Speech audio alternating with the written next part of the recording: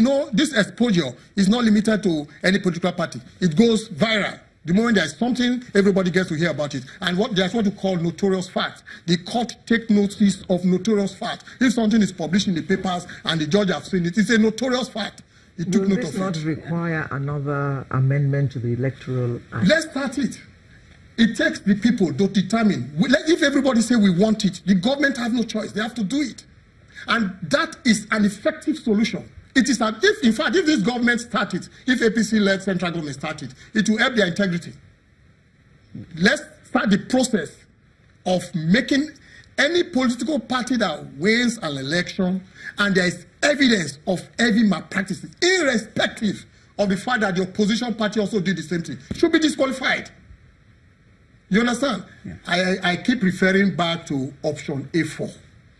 Cheapest, best in history. Why are we copying from outside? Why can't we introduce this system to the other countries around us and even to the advanced country? That this pace is easy. You don't need, as you queue behind the person, you take note. Election results can be out in 20 minutes. And this billion they are spending, PVC, what do you call that machine again?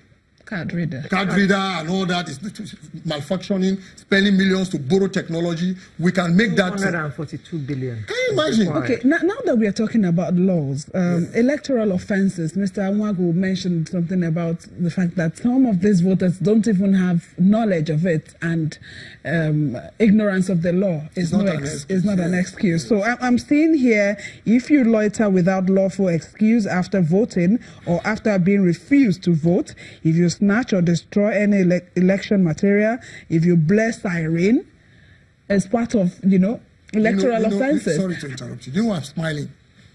We have seen video of persons that receive money who have been arrested. Have you heard of anybody arrested? No. So that's where I'm going. Electoral offenders, how many of them? Maybe if we intensify in that area so that if you do this, you know the consequences, then, some people, that is for those who know. What about those who don't even know? INEC is not doing education of masses, even though ignorance of the law is not an excuse. Like my colleague rightly said, they are not doing that. And then he told us about the internal politics, even inside INEC. You understand? For the particular department in charge of orientation and education to even work, they need to go through a lot of. They should source out the orientation to private agencies, and you see it will work. Let INEC tell Nigerians that we have sourced it out to so agency. People will be looking at what the agency will do. Or private companies, media houses, to handle this thing for them. We have them. See, why policemen are there? They are saying that somebody is being given money. Exchanging hands. They didn't arrest. Policemen are there. Both the ruling party and the opposition party were giving out money in the presence of people and policemen. Apart from that, video record of persons who can see their faces collecting money were sent out. Nobody has been arrested. The solution is what I've said. Make it a constitutional thing. If it will even reduce the spendings at elections, because if you spend and there's evidence, then you're going for it. Okay, we'll just take a quick break, and when we come back, we'll be talking more about what the religious leaders can also do in this, because a lot of people, they defer to their religious leaders.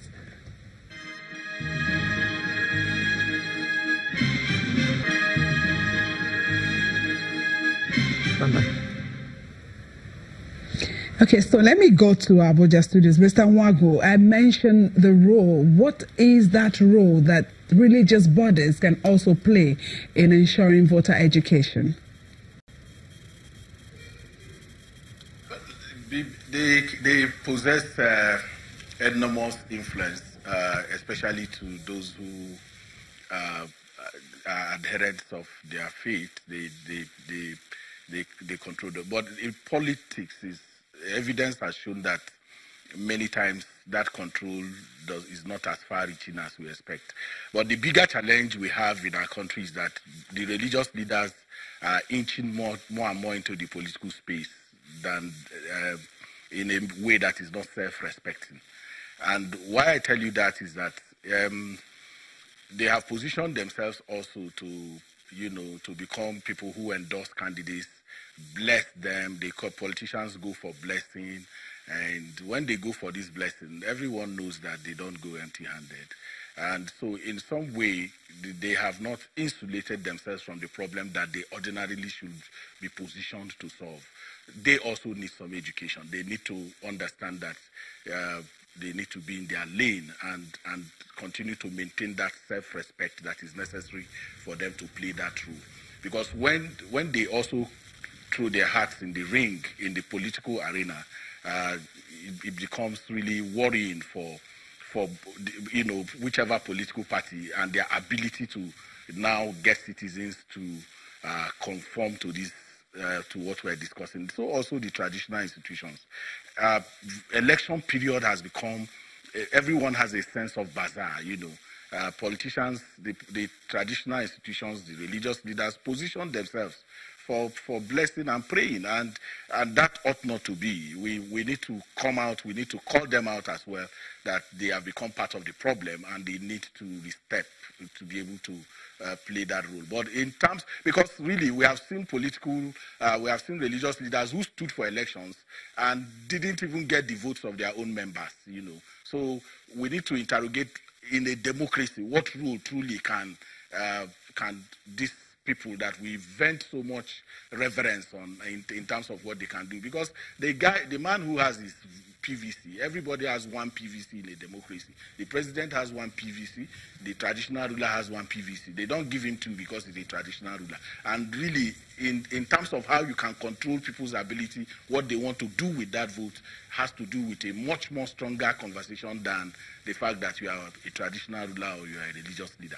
I believe strongly that what we need to do is to engage. We need to engage the voters. We need to come to a point where not just, in terms of responsibility of institutions, but as individuals, decide that we are not going to. Community collusion is a big problem. Communities come together and agree that they want to inflate their votes. Communities agree to sell votes. Communities, through these traditional institutions that you talk about, they negotiate with politicians and say, look, we are going to give you block vote. They constitute themselves to a stakeholder group that needs to be satiated. And if you've been an election watcher, you would know that has been part of the bigger problem even for politicians. That for every election, these stakeholder groups constitute themselves, take big money from them apart from what they are going to be giving to voters. We've been able to clean out that happening in INEC. EOs, electoral officials, used to take these monies that are now being distributed in the field. We've been able to block that through advocacy and consistent, ferocious, interest in what INEC is doing. We must also pay that level of attention to both the traditional institutions, the political parties. We are not talking to them enough. We are not telling them that it is important that whether they like it or not, a cleaner election will benefit them much more. It will bring legitimacy to both the person who wins the election and the people who they are going to govern. Because if a politician knows he bought the vote, he does not have to respect you. He wouldn't have to care about you. We'll be talking about, community-led, people-centered governance. That's not going to happen when a politician knows that he bought the vote. And then even the one who sold it to you, you can't claim anything over that person. The person will tell you that, look, after all, you bought this vote. You don't even claim that you won it. So it is in our own self-enlightened interest as a people, collectively, to deal with the malfeasance that we see in our elections. And when we do that collectively, when we agree that we want a cleaner and safe election, all right. it's a better. Thank you, Mr. Nwago. Okay, I see you're itching to say something quickly in closing. Oh, yeah, but you see, I agree with him, but we are not talking of going to canvass for support for election. We are talking of educating the masses on how to conduct themselves during election. There are two different things. So I think we should emphasize on educating. And then these people, despite the fact that what my colleague have said about them, I'm talking of pastors and all that. I've heard of a pastor who said God said he should go and rule Nigeria, but that is not the issue. Even if you want, every political person is a political animal and want to participate in politics your own way. What we are saying that if you want to do it, we are not against you blessing a candidate. We are not against you giving support to a candidate. You are a human being. But we are saying that those that want to vote, your members of your congregation, educate them on how to vote, how to conduct themselves. Some of them don't even know how to go and do registration. We just say go and do update your voters, go and update your data on the voter register. They don't know how to go about it. INEC is not educating anybody. The church members. So that's the part. That's the part. This religious and traditional body every should Sunday, take. give a time during general service. Every Friday, give a time during Juma service. Every time you have a traditional council meeting, give a time to educate them. Okay. We are not against you supporting anybody, but what we are saying is that teach your people how to go about this voting process. Perhaps they also may need to also get trained in some way so that they can give the correct information. Thank you so much for coming on this morning. A legal practitioner, Dania Abdullahi, and a member working group of Watching the Vote, Mr. Ezenwa Nwagu. Thank you both for coming. And that's where we pull the curtain on today's show. Let's do it again next week, same time, same place. See you next month. Alero Edu is my name.